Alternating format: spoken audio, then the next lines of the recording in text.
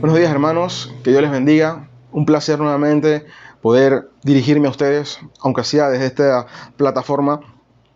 Como siempre les he dicho en los últimos domingos, seguimos orando al Señor de que Él pueda seguir obrando en la vida de los gobernantes, para que les dé sabiduría de hacer las cosas como Él quiere que se hagan. Sabemos de que Él es quien pone los gobernantes, y aunque en algunos momentos no nos parezcan correctas las decisiones, es algo que Dios está haciendo en su pueblo y en la nación de Panamá. Así que sigamos orando por ellos. Oremos también para que pronto las iglesias puedan abrirse. Hace falta congregarse, es necesario que nos congreguemos. No es lo mismo predicarle a una cámara que predicarle a las personas. No es lo mismo chatearnos, lo cual es necesario a poder vernos, en un momento dado inclusive poder abrazarnos y poder estar juntos en armonía. Es bueno y agradable, dice la palabra. Así que necesitamos eso, nos hace falta. Hermanos, la prédica pasada, el pastor Clip estuvo enseñando acerca de 1 Corintios 15, versículos del 1 al 11. Hoy yo continuaré con el mismo capítulo, viendo los versículos del 12 al 19. Entonces yo les ruego que busquen ese texto en sus Biblias y me acompañen en oración para dar inicio formal a la prédica. Oremos. Amado Dios, Padre, a ti es que nos dirigimos cuando oramos, porque confiamos en tu soberanía, confiamos en tu poder y confiamos en tu palabra. Padre, yo te ruego que hoy también, porque cada día debe pasar, pero que hoy también hables a nuestras vidas, en este momento a través de la predicación, como has hablado y sigas hablándome a mí a través de este pasaje, y que este pasaje también le hable a la Iglesia Bautista de Costa Verde y a todo aquel que lo escuche también. Tu palabra nunca regresa vacía. Siempre cumplirá el propósito por el cual ha sido enviada. Por tanto, en ti confiamos, Señor, en que esto hoy no va a ser la excepción y que tú harás tu voluntad perfecta, buena y agradable en cada uno de nosotros. Permítenos valorar tu palabra y recordar lo importante que es. Gracias por estar con nosotros. Sé tú el que te glorifiques y que seas tú, Señor, el quien lleve a la gente a ti y el que la gente pueda verte a ti y no a los hombres. Amén. Como les mencioné, estamos en 1 Corintios 15 y vamos a ver ahora los versículos del 12 al 19. Dice así la palabra de Dios. Ahora bien, si se predica que Cristo ha resucitado de entre los muertos, ¿cómo dicen algunos entre ustedes que no hay resurrección de muertos? Y si no hay resurrección de muertos, entonces ni siquiera Cristo ha resucitado. Y si Cristo no ha resucitado, vana es entonces nuestra predicación, y vana también la fe de ustedes. Aún más, somos hallados testigos falsos de Dios, porque hemos testificado contra Dios que Él resucitó a Cristo, a quien no resucitó, si en verdad los muertos no resucitan. Porque si los muertos no resucitan, entonces ni siquiera Cristo ha resucitado. Y si Cristo no ha resucitado, la fe de ustedes es falsa. Todavía están en sus pecados. Entonces, también los que han dormido en Cristo están perdidos. Si hemos esperado en Cristo para esta vida solamente, somos de todos los hombres los más dignos de lástima. El título de la prédica hoy es Cuidado con las verdades a medias. Cuidado con las verdades a medias. Las verdades a medias son las mentiras más populares, porque son las que menos culpabilidad traen. Porque en la mente de la persona que la dice suele correr el pensamiento de: parte de lo que dijiste es verdad. Si te confrontan y dicen tal cosa, tú le dices, pero esto es cierto. Y de esa manera, engañar a la otra persona o intentar enredarlo para que no parezca que es mentira lo que en efecto se está diciendo. Sin embargo, no existe tal cosa como verdad a medias. Cualquier afirmación que tenga aunque sea un solo porcentaje de mentira deja de ser verdad y se convierte por completo en mentira, porque la mentira es tan dañina como la levadura, que un poco de mentira cambia todo inmediatamente. Somos muy dados a decirlas, inclusive con los niños, lo cual es incorrecto, porque el hecho de que un niño haga una pregunta difícil no nos da excusa para salir del problema con una mentira. De hecho, lo que hace en nosotros, al decirle mentira a los niños, creyendo de que es necesario, es que se nos afirme el pensamiento de que las mentiras en algunas ocasiones no son malas. Y eso es un error. Los niños ciertamente van a hacer preguntas difíciles, pero no es excusa para responderle con mentiras. Siempre hay que responder con la verdad.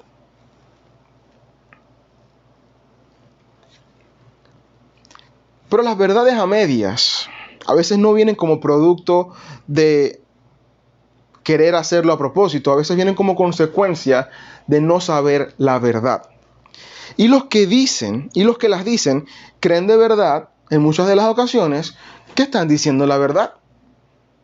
A veces en verdad dicen esto es lo que es, aunque no lo sea, pero en su mente creen que lo es. Otros saben que no lo es y los dicen a propósito porque quieren engañar. Así que vemos ambas clases de personas diciéndolo. En cualquiera de los dos casos, la ignorancia o el conocimiento de que lo están haciendo no les quita el hecho de que ambos son culpables. Y eso es muy peligroso, porque mientras más personas escuchen eso, hay mayor probabilidad de que más personas queden engañadas. No basta usar la Biblia, sin importar cómo se use. Hay que usarla bien. Porque no usarla como es hacer exactamente lo que el diablo hace. Disfrazar la mentira de verdad. Desde Génesis, él ha estado haciendo eso. Su primera intervención de la palabra de Dios que se narra cuando es en el huerto del Edén junto con Adán y Eva, es precisamente usando la verdad modificada con la mentira, lo que hace que esa mentira se confunda con la verdad. Muy sutil, pero muy peligroso. ¿Cómo podemos cuidarnos de ellas? Bueno, hermano, estudiando la Biblia constantemente para poder reconocer todo aquello que parezca, pero que no sea verdad, y poder entonces rechazarlo.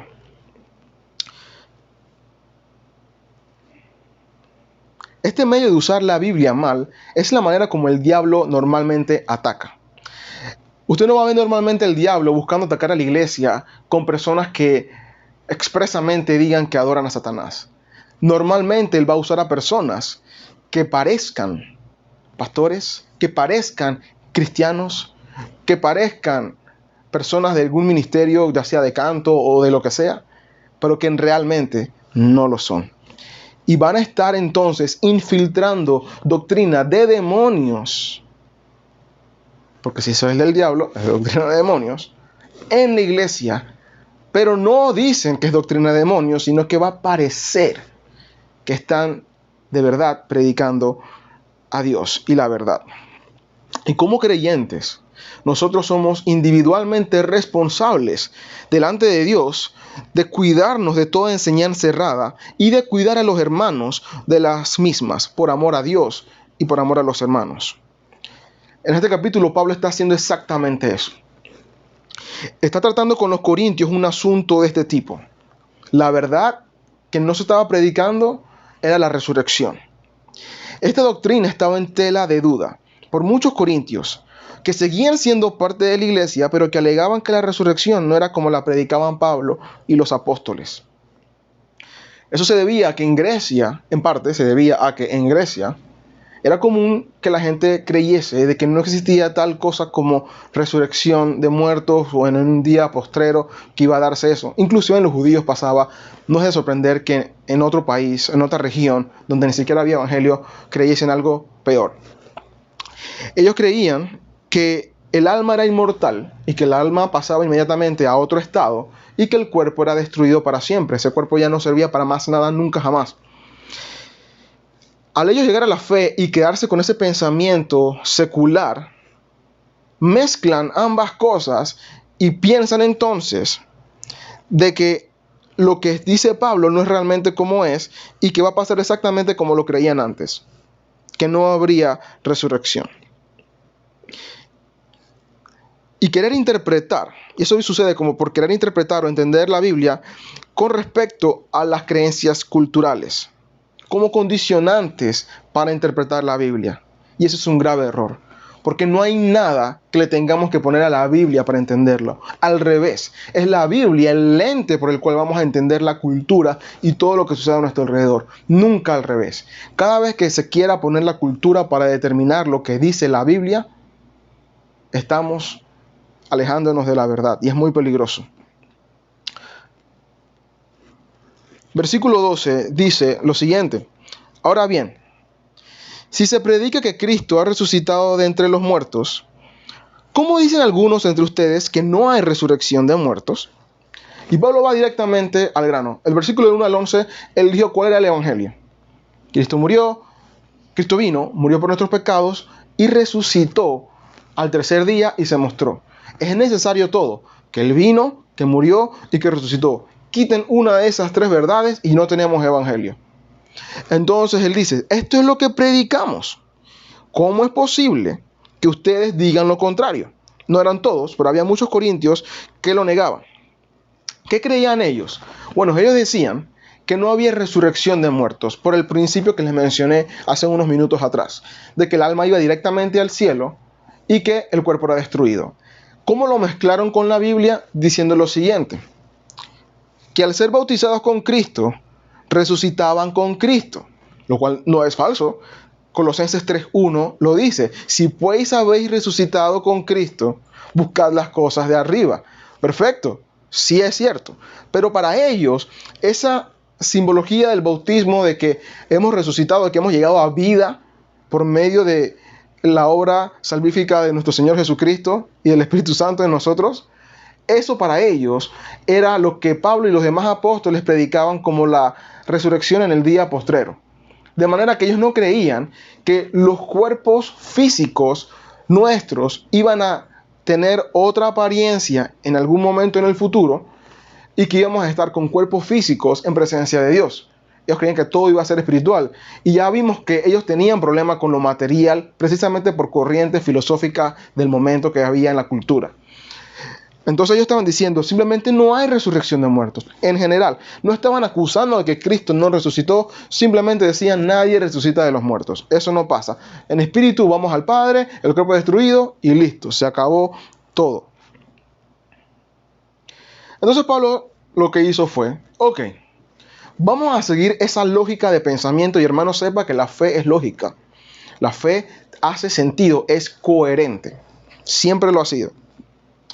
Y entonces él usó esa afirmación que ellos daban por cierta, diciendo que no había resurrección, y comenzó a analizarla todas las consecuencias que se verían a raíz de esa afirmación en caso de que fuese verdad. Y es genial como lo hace Pablo, porque es fácil quedar como los corintios, creyendo muchas cosas sin darnos cuenta que podemos estar contradiciéndonos y entonces quedar enseñando una fe que no tenga coherencia, una fe falsa donde no hay esperanza. Vamos a ver 5 implicaciones que lleva esa afirmación que los corintios hacían y van en orden. La primera implicación sería, la número 1, que Cristo no resucitó. Ellos no hablaban expresamente en contra de la resurrección de Cristo. Pero para ellos, nadie podía resucitar en cuerpo y alma. Por tanto, esa afirmación abarca a todo ser, incluyendo a Cristo. Si no hay resurrección de muertos, entonces Cristo tampoco pudo resucitar. Porque ese evento, eso tal como resurrección física, no existe. Así que si no existe, en verdad Cristo no resucitó y ahí pasó otra cosa.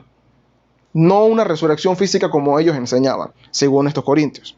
Así que le dicen, implicación número 1, Cristo no resucitó. Como consecuencia de la implicación número 1, que Cristo no resucitó, tenemos la implicación número 2. La fe cristiana pierde valor. La palabra vana que Pablo utiliza en este pasaje es literalmente traducida, si se traduce al español directo, es como sin valor, hueca, vacía, sin propósito, sin utilidad. Y dice Pablo que nuestra predicación y nuestra fe pierde valor. ¿Por qué? ¿Por qué perdería valor nuestra fe y nuestra predicación? Para eso necesitamos entender qué significa que Cristo haya resucitado de los muertos y entonces poder hacer el contraste de que al saber qué significa, si le quitamos esto, ¿con qué quedamos? En el Antiguo Testamento, Dios estableció un sistema de sacrificios para que su pueblo se diese cuenta de la gravedad del pecado, de que el pecado siempre va a demandar derramamiento de sangre, porque dice la palabra que la paga del pecado es muerte. Cuando el pecado entró a la humanidad, inmediatamente entró la muerte. Sin pecado no había muerte. Escuche bien, la única manera de satisfacer la justicia de Dios es la muerte, es lo justo. ¿Fallaste con el pecado? Bueno, la paga de ese pecado es muerte. Sin embargo, Dios prometió desde Génesis, y lo fue reafirmando a medida que la historia va avanzando, prometió librar a su pueblo de ese castigo. Pero ¿cómo lo iba a librar? Tenía que hacerlo de una manera correcta, legal, no iba a contradecir su propia ley. Él no podía perdonarnos sin antes haber castigado el pecado de su pueblo, haber satisfecho la justicia que ese pecado demandaba. Su pueblo tenía que tener claro que nuestro pecado es tan grave que merece nuestra muerte. Pero entonces, apuntando a eso que Dios Padre estaba prometiéndole que iba a hacer, comenzó a ordenarles que sacrificasen animales. No porque el animal los iba a salvar, sino para que se diesen cuenta de que, ok, tu pecado merece muerte. Yo te voy a salvar, pero a través de la muerte de alguien más. Y lo vas a representar en esta ocasión matando a estos animales con estas condiciones muy específicas que van a representar que tu pecado fue tan grave que hizo que este animal muriese para que tú fueses perdonado. El animal nunca perdonó a nadie. Era simplemente el hacerlo confiando en que venía un mejor sacrificio.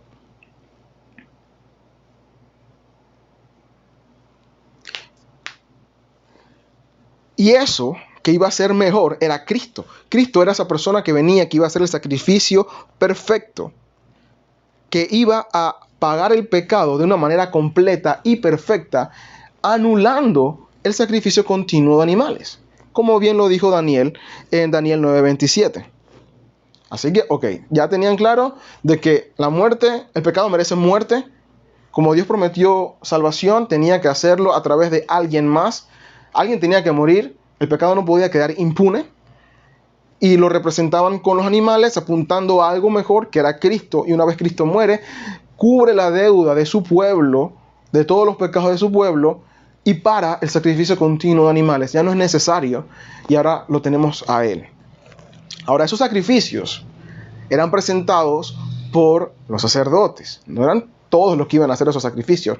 Eran los sacerdotes los que se presentaban, específicamente luego el sumo sacerdote, en el lugar santísimo, a entrar a la presencia de Dios. ¿Y qué hacía ese sacerdote? Bueno, se había matado al cordero antes, pero en el lugar santísimo entraba a presentar la sangre y rociaba la sangre, porque la sangre representaba la vida que estaba cubriendo la maldad, el pecado del pueblo. Cristo no solamente era el Cordero perfecto, sino que también era el sacerdote. Y, disculpen, estos sacrificios eran presentados por los sacerdotes, pero no podían entrar de cualquier forma. Había una manera correcta de entrar. Porque si no entraban de la manera correcta, el sacerdote iba a morir dentro del lugar santísimo. E iban a tener que sacarlo arrastrado. No podían entrar. ¿Qué significaba que el sacerdote saliese muerto? Que el sacrificio no fue acepto y que no habían sido perdonados.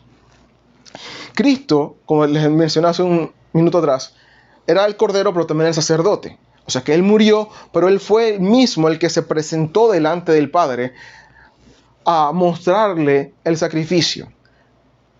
Si Cristo no resucitaba, iba a ser equivalente al sacerdote que moría en el lugar santísimo y que no salía, indicando de que el sacrificio no fue acepto. Pero como el sacrificio fue perfecto y fue acepto, Cristo tenía que salir de en presencia del Padre, en presentar el sacrificio vivo. Y no salió solamente vivo, salió perfecto, salió glorificado. Eso fue lo que representó la resurrección de Cristo, lo que representa la resurrección de Cristo. Y cuando el sacerdote salía del lugar santísimo, lo que hacía inmediatamente era presentarse a los hermanos. Porque al él salir con vida, podía presentarse y decirles las buenas noticias. Estoy aquí, estoy vivo, el sacrificio que presentamos al Padre le agradó, sus pecados han sido perdonados. Cristo hizo exactamente lo mismo, pero obviamente de una mejor manera. Él muere, el sacrificio, se presenta, lo presenta al Padre y sale a dar la buena noticia. Aquí estoy, mi Padre aceptó el sacrificio. Esto es una buena noticia porque sus pecados son perdonados. Y por eso se le apareció, como bien Pablo mencionó en los primeros 11 versículos, hasta más de 500 personas. Tenían que saber que Él resucitó porque eso era una gran noticia. Que Cristo estuviese vivo significaba que había esperanza. Si el pecado no era cubierto, eso significaba que seguían condenados. Así que la resurrección de Cristo no solo anuncia su sacrificio, sino la aceptación de Dios del tal y el poder recibir perdón de pecados, porque su sangre fue derramada en nuestro lugar, de la misma manera que eran derramados los animales, la sangre de los animales en el Antiguo Testamento. Así que si tú le quitas eso, la resurrección, no predicamos ninguna buena noticia. Estaríamos predicando simplemente de que sí, hubo alguien que vino, que se presentó, que murió, que se presentó delante del Padre, pero ya. Si no hay resurrección, no hay buena noticia. No hay nada que alegrar, no hay nada que celebrar, porque murió.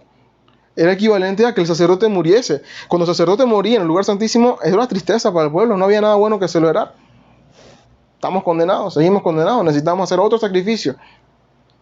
Estuviésemos en la misma condición, ver a quién más se puede sacrificar. Cristo no lo aceptaron. Seguimos condenados. Nuestra fe, nuestra predicación perdería valor si Cristo no hubiese resucitado. Número 3, también seríamos mentirosos. En el versículo 15, Pablo habla de que somos mentirosos y serían ellos mentirosos si predicáramos el evangelio sin resurrección física de Cristo. Y no estamos diciendo que Dios miente, sino que estaríamos diciendo nosotros que Dios lo resucitó, pero en verdad no lo resucitó. Entonces estamos hablando mentira. Entonces ya dijimos, si la resurrección no existe, Cristo no resucitó. Si Cristo no resucitó, nuestra fe no tiene sentido, nuestra predicación pierde valor. Seríamos mentirosos al decir que Él resucitó y no pasó. Y número 4, seguiríamos en nuestros pecados. Y si estamos aún en nuestros pecados, seguimos condenados y no tenemos esperanza. Porque eso significa de que vamos a tener que morir nosotros mismos para satisfacer la justicia de Dios. Porque Dios, como juez justo, no va a tener por inocente al culpable. Por tanto, todos vamos a ser juzgados y condenados, todos sin excepción, porque todos somos culpables. Y número 5, seríamos entonces todos dignos de lástima. Finalmente, si así fuera el evangelio, estaríamos perdiendo el tiempo. Y seríamos dignos de lástima porque ¿por qué alguien habría de querer cambiar su estilo de vida o adorar a un Dios que no salva? ¿Qué sentido tendría? Si eso fuese verdad, hermanos, apaguemos las luces, cierren las Biblias, cierren los púlpitos y cada uno viva y haga lo que le dé la gana. Si al final del día no hay esperanza, todo lo que te queda es esta vida y más nada. Y eso es lo que mucha gente cree. Precisamente por eso viven de esa manera, porque creen que no hay esperanza. Pero sí la hay. Hermanos, seríamos totalmente dignos de lástima si creyésemos eso. Y estos hermanos estaban en la iglesia creyendo eso, predicando inclusive supuestamente el evangelio, pero un evangelio que lo que producía más bien era lástima. Nos hacía mentirosos y no nos daba ningún tipo de esperanza. Fueron 5 puntos sencillos, pero yo creo que vean dónde terminó esto. Todo fue en secuencia. Y el último punto, al ser digno de lástima, indica de que al final no vale la pena. La fe pierde valor. Y si la fe pierde valor, hermano, cada uno se perdería y haría lo que quisiera. ¿Hasta dónde llega la consecuencia de lo que aparenta ser verdad? Porque decían una parte que era cierta. Ciertamente en el bautismo representamos que pasamos de muerte a vida. Pero no todo era cierto. Eso no era representación de la muerte futura. De la resurrección futura. Vamos a resucitar en el futuro. El bautismo nos representa de que pasamos de muerte a vida. Pero nuestro cuerpo va a ser glorificado cuando Cristo venga. Ya sea que estemos vivos y seremos transformados, o los que estén muertos serán resucitados y transformados. Y esto termina, hermano, en la perdición de nuestras almas. Y no es que perdamos la salvación, pero enseñar verdades a medias, que es lo mismo que enseñar doctrinas falsas. Es la manera bonita de decir que estás enseñando doctrina falsa. No es algo ligero. Lleva a la destrucción de almas. Tome esto en serio. Aquí en Costa Verde, en la Iglesia Bautista de Costa Verde, nosotros creemos en la Biblia, pero muchas iglesias y muchas falsas enseñanzas dicen lo mismo. Por tanto, nosotros escribimos lo que creemos de la Biblia. Lo puede ver en nuestra página web y revisar la declaración de fe. Y si quiere ver el documento más ampliado, nosotros creemos lo que dice la Confesión Bautista de Fe de Londres de 1689. Y si quiere ver lo que creemos con respecto a la resurrección, vaya al capítulo 31. Esto no es un documento de hombres, esto es un documento de hermanos que quisieron poner en orden lo que creemos de la Biblia, sustentado por la palabra. Cada punto que usted vaya a ver en la Confesión Bautista de Londres 1689 tiene sus versículos y más de uno para sustentar cada verdad que está ahí. ¿Por qué se cree? Porque si ese documento fuera simplemente lo que queremos creer, tampoco sirve. Tiene valor porque lo que estamos ahí es plasmando básicamente qué creemos de la Biblia. Si usted no sabe qué cree de la Biblia, hermano, usted está propenso a ir por cada viento de doctrina, navegando de aquí y de allá, haciendo de todo. Y eso es lamentable, hermanos, porque muchas iglesias andan así hoy, navegando aquí y allá, entretenimiento, palabra de fe, que si de sanidades, prosperidad, lo que sea, hermanos. Dios nos guarde de eso. Dios nos guarde. Y precisamente por eso es que cuando usted llega acá y quiere ser miembro de la iglesia, no solamente le explicamos lo que creemos, sino que le mostramos estos documentos porque usted necesita saber qué creemos y su fe tiene que estar basada en la palabra de Dios y no en lo que alguien le contó y no en lo que usted siente que debe ser, sino solo y únicamente en la palabra de Dios. Los pastores de esta iglesia estamos comprometidos primeramente con Dios de decir la verdad y no tolerar la mentira. Un poco de levadura contamina toda la masa. No lo olvide. Y segundo, estamos comprometidos con ustedes, porque Dios nos va a pedir cuenta de que le enseñamos a sus ovejas. Así que queremos cuidarlos de que no escuchen mentiras ni verdades a medias, que es lo mismo, sino que siempre escuchen la verdad, que siempre puedan estar comiendo verdes pastos, por la gracia de Él.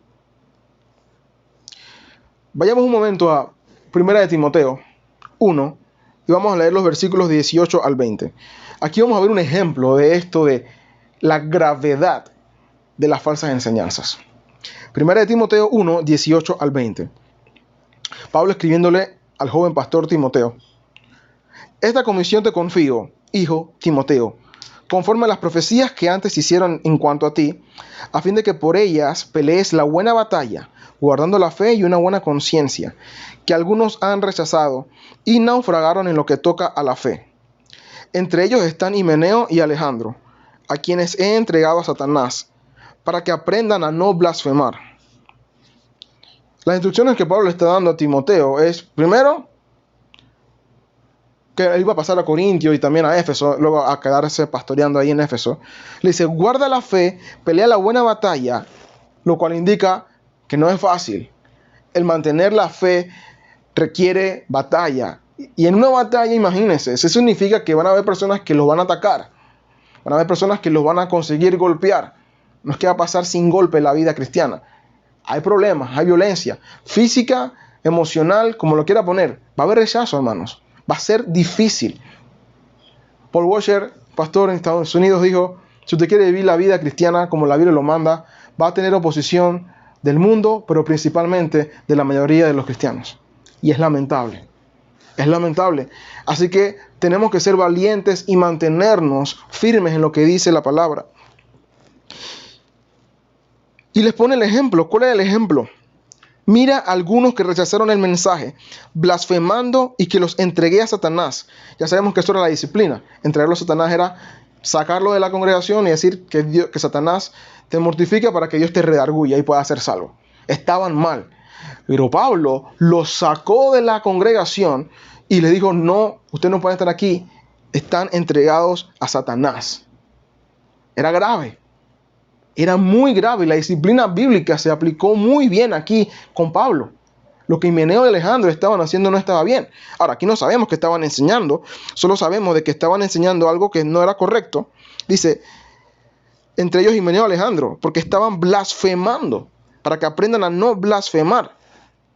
Es decir, no es ligero decir cosas que la palabra no dice. Y hoy, hermano, usted se sorprendería de la cantidad de blasfemia que hay en los púlpitos. Inmensa. Que nadie lo dice. Porque hoy es difícil, es duro. Hoy no es ser tolerante, es decir, no es ser amable, es decir, eso es falso. Eso es incorrecto. Hoy eso es falto de amor. Pero eso es todo lo contrario. Hay que decir la verdad si en verdad amamos la verdad. Ahora veamos 2 de Timoteo 2, 16 al 18. Es la segunda parte de este relato. Esta carta no fue escrita inmediatamente después.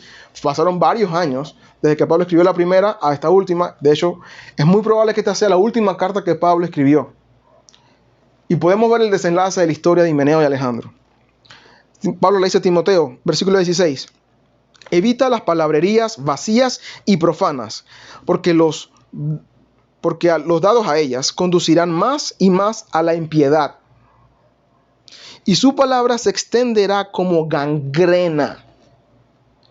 La falsa doctrina, hermano, se extiende como gangrena. Como el ejemplo de la levadura. Pero el ejemplo aquí de la gangrena es interesante porque en el ejemplo del pan, cuando la levadura se expande, ciertamente contamina, pero algo bueno puede salir de ahí cuando se cocina el pan, se corta el exceso y queda libre de la contaminación. Pero cuando Pablo usa el ejemplo aquí, él hace la alusión a la gangrena. Eso quiere decir la inhabilita, la destruye. La falsa doctrina destruye, hace inútil a lo que se supone que es el cuerpo de Cristo. Y no es de extrañarnos. ¿Por qué entonces nuestras sociedades están como están? Porque las sociedades están como están, porque las iglesias están en su mayoría gangrenadas, inútiles, inhabilitadas, dañadas, corruptas, podridas por falsas doctrinas. ¿Quién eran unos de que estaban haciendo uso de estas falsas doctrinas y propagándolas? Entre ellos están Himeneo y Fileto, que era parte del grupo. En 1 Timoteo vimos Himeneo y Alejandro y acá Fileto. Los comentadores dicen incluso que no fue que Alejandro se corrigió, sino que posiblemente estaba en otro momento o que ya había fallecido. No se sabe. El hecho es que por lo menos sí se sabe que Himeneo continuó y que ahora también está hablando de Fileto, que Timoteo lo conocía, otra persona, que se han desviado de la verdad diciendo que la resurrección ya tuvo lugar, trastornando así la fe de algunos. Pablo llama a esto vano y sin propósito, el tener conversaciones de este tipo. Pero noten cuál era la falsa doctrina. Que estaban ellos enseñando que la resurrección ya tuvo lugar. Lo mismo que estaban creyendo los corintios. Cuando Pablo le escribe su carta en el capítulo 15. Que la resurrección ya tuvo lugar. Estaban diciendo, no hay resurrección. No hay resurrección. Y no lo decían de una manera grave. Decían, no hermano, simplemente es que ya usted resucitó. No piensa ya. O sea, hermano, cuando usted escuchara eso no sonaba, ellos nunca mencionaban que Cristo no resucitó. Simplemente decían, no, usted no va a resucitar. Porque simplemente no existe tal cosa. Y hermanos, durante la historia de la iglesia, esta doctrina se ha mantenido, lamentablemente, esta herejía se ha visto en distintos momentos de la historia cristiana y siempre ha tenido que ser combatida. Hay que pelear la buena batalla de la fe, hay que evitar que estas doctrinas se propaguen. ¿Y dónde tenemos curso de acción nosotros? Bueno, en este caso tenemos la responsabilidad en la Iglesia Bautista de Costa Verde de combatir la falsa doctrina. El pastor Clip y mi persona tenemos esa responsabilidad. Es uno de los roles que nos toca como pastores, el poder pelear la buena batalla de la fe y evitar que todas estas falsas doctrinas entren. Y hay que pelearla hasta que nos muramos. Pero esto no es solamente para los pastores. Ciertamente nos va a pedir cuenta, pero la Biblia es para todos. De hecho, la primera carta de Corintios no fue escrita para pastores, fue escrita para la iglesia de Corinto, hermano. Todos tenemos que pelear la buena batalla de la fe. Tenemos que tener cuidado qué estamos escuchando. ¿A quién estamos viendo en YouTube, en internet, o en la televisión, o en la radio? Porque comenzamos a escuchar una clase de predicadores, a veces comenzamos a leer una clase de libros que, tengamos cuidado, muchos son la versión actual de Himeneo, Alejandro o Fileto, enseñando cosas que parecen bonitas, pero que no lo son. Son mentiras y por tanto son dañinas y deben ser rechazadas. Las librerías cristianas, lamentablemente, tienen muchas de estas falsas doctrinas ahí. Pero una librería cristiana, digamos que no es una iglesia. Entonces dentro de la iglesia tenemos que tener cuidado que estamos escuchando. Usted también, hermano, debe contrastar todo lo que escuche, vea, lea a la luz de la palabra. Si aún todavía tienen preguntas, con toda confianza, hermano, acérquese a nosotros los pastores, a Clip o a mi persona, y podremos, con la medida que Dios así nos permita, poder guiarle un poco más en cuanto a la verdad de la palabra. Pero tengamos cuidado, seamos celosos de la palabra, porque va a llevar a la ruina a muchos. Mira lo que dice al final de ese pasaje de Timoteo, 2 Timoteo 2, 16 y 18, al final dice, trastornando así la fe de algunos. Los llevó a la ruina. La palabra que se usa ahí, trastornando, es destrucción, los arruinó. Y se quiere decir que era gente que no fue salva, que no era salva, porque la salvación sabemos que no se pierde. Pero fue gente que llegó creyendo que iban a escuchar algo bueno, algo necesario, y ciertamente el evangelio lo es, pero lo que escucharon no fue el evangelio. Y terminaron siendo destruidos. Terminaron siendo destruidos. Hermanos, mi oración es que esas iglesias cierren o sean reformadas por la palabra, porque en muchos de esos lugares están muchas personas yendo al infierno, pero creyendo que van al cielo. Bueno, si eso a usted no le asusta, si eso a usted no le preocupa, es triste. Eso es una realidad grave. Hay que combatir la falsa doctrina. ¿En qué plataforma? Dios le dirá. Pero preocúpese que en primer lugar usted esté libre de falsa doctrina y que su iglesia esté libre de falsa doctrina. Si en su iglesia, y le hablo a los hermanos de la Iglesia Bautista de Costa Verde, usted ve falsa doctrina, es su responsabilidad hacerla notar y combatirla. Con amor, pero combatirla. Y decir las cosas como son. Porque tenemos que cuidarnos. Y tenemos que cuidarnos los unos a los otros. Esa es su primera responsabilidad. Si puede ayudar a personas que no son de la iglesia a salir de falsa doctrina, gloria a Dios también por eso. Porque siguen siendo parte del cuerpo de Cristo. No de su iglesia local. Pero también es bueno si alguien puede saberlo. Porque de esa manera la persona puede huir. Es como pasar y ver a su vecino que está en una casa en llama, pero el vecino está dormido, creyendo que está a salvo y se está quemando. Hay que despertarlo. Si la persona no quiere salir, no se le puede obligar, pero por lo menos debe saber que no está bien, de que su casa está en llamas. Mi oración es que también la Iglesia Bautista de Costa Verde se mantenga fiel a la sana doctrina por amor a Dios, de los hermanos y de los inconversos. La iglesia no debe ir cambiando si hay más pastores, o si hay nuevos pastores, o si la iglesia ya no tiene 7 meses o 6 meses, sino que ya tiene 10, 15 años. No debe cambiar por el pasar del tiempo, porque la cultura cambie, porque la sociedad cambie. La palabra no cambia. Es viva, pero no cambia. Si la palabra no cambia, nuestra predicación tampoco debe cambiar. Y no pierde valor. Sigue siendo genuina. Él no necesita revisión y actualización como un libro de matemáticas, un libro de cualquier otra ciencia. Ella es perfecta. Ella es el estándar de la verdad y debe ser estudiada, amada, proclamada, predicada y defendida por todos los cristianos. Hermanos, la resurrección de Cristo pasó. Y gracias a que eso pasó, hoy tenemos esperanza. Gracias a que la resurrección de Cristo pasó, hoy podemos decir como dice el himno, porque Él vive, triunfaré mañana. Porque Él vive, ya no hay temor. Porque yo sé que el futuro es suyo. La vida vale más y más solo por Él. Él vive, hermanos. Cristo vive y por tanto hay esperanza. Oremos. Amado Dios, te doy gracias por el tiempo que nos das de estudiar tu palabra. Padre, eran unos cuantos versículos los que vimos hoy, pero Padre, cuánta verdad hay en ellos. No permita jamás que la menospreciemos. Ayúdanos siempre a valorarla, a darnos cuenta de que necesitamos tu palabra día a día. No podemos vivir sin respirar, no debemos poder vivir sin estudiar tu palabra y sin orar.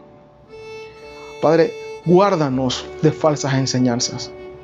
Guarda a los pastores de la iglesia, guarda a los hermanos de la iglesia.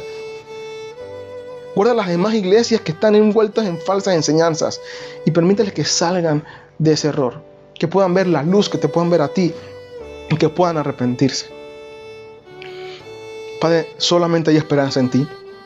Si no te predicamos a ti, si no predicamos a Cristo resucitado, no solamente crucificado, sino resucitado, estamos perdidos. Ayúdanos a entender la importancia de esa verdad, poder vivirla, amarla y proclamarla. Gracias por hablarnos, Padre, y por amarnos y por tenernos por dignos de escuchar tu mensaje y de poder proclamarlo como tú quieras. Amén.